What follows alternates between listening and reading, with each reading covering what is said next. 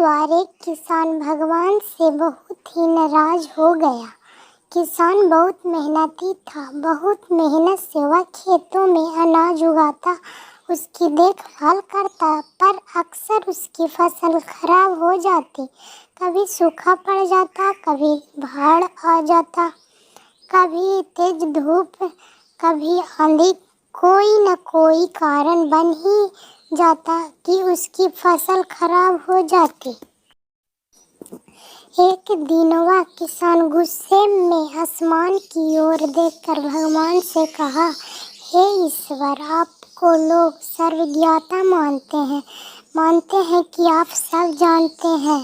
कहते हैं कि आपके इच्छा के बिना एक भी पत्ता नहीं हिलता, पर मुझे तो लगता है कि आप छोटी से छोटी बात भी नहीं जानते। आपको तो ये भी नहीं पता कि खेती बाड़ी कैसे करते हैं।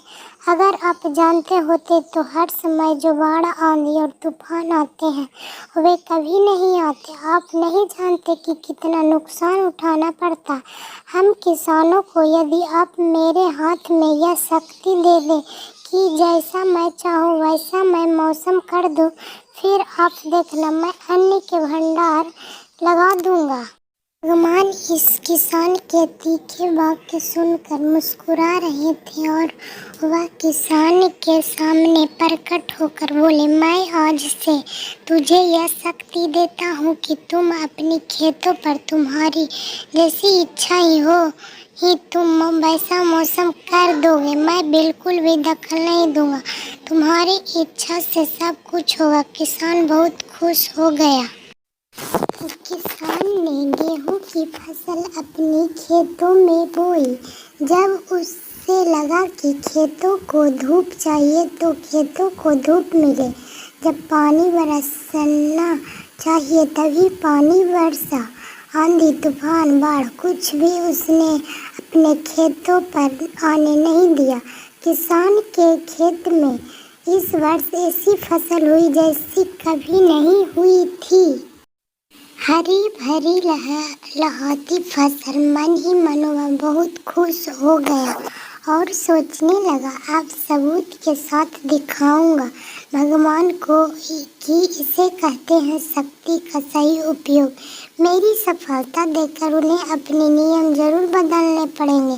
कुछ दिन गुजरे, फसल कटने को तैयार हो गए।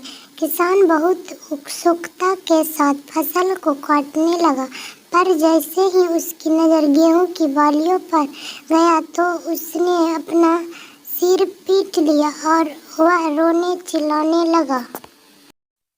गेहूं की एक भी बाली के अंदर गेहूं का दाना नहीं था। सारी बालियां अंदर से खाली थी।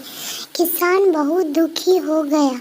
उसने भगवान को रोते हुए फिर पुकारा, हे प्रभु, तुमने ये मेरे साथ क्या किया?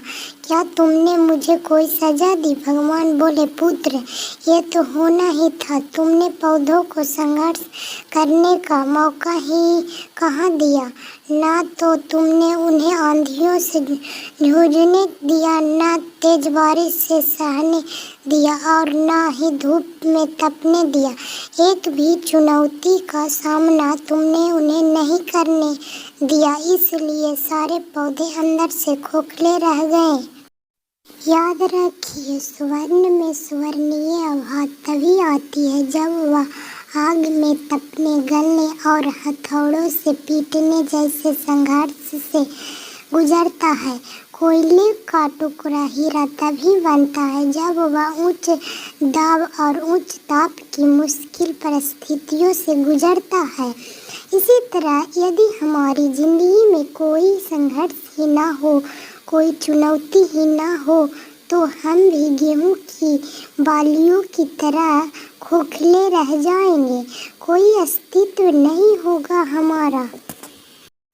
विपरीत परिस्थितियाँ, चुनौतियाँ, समस्याएं हमें और अधिक निखारती है। यदि जीवन में कठिन परिस्थितियाँ और चुनौतियाँ आए तो घबराना मत, बल्कि सामना करना। विश्वास करना कि आप और अधिक निखर जाओगे और अधिक मजबूत बन जाओगे। किसी ने कितना सही कहा है, जिंदगी जीना आसान नहीं होता, बिना संघर्ष कोई महान नहीं होता। जब तक ना पड़े हथौड़े की चोट, तब तक पत्थर भी भगवान नहीं होता।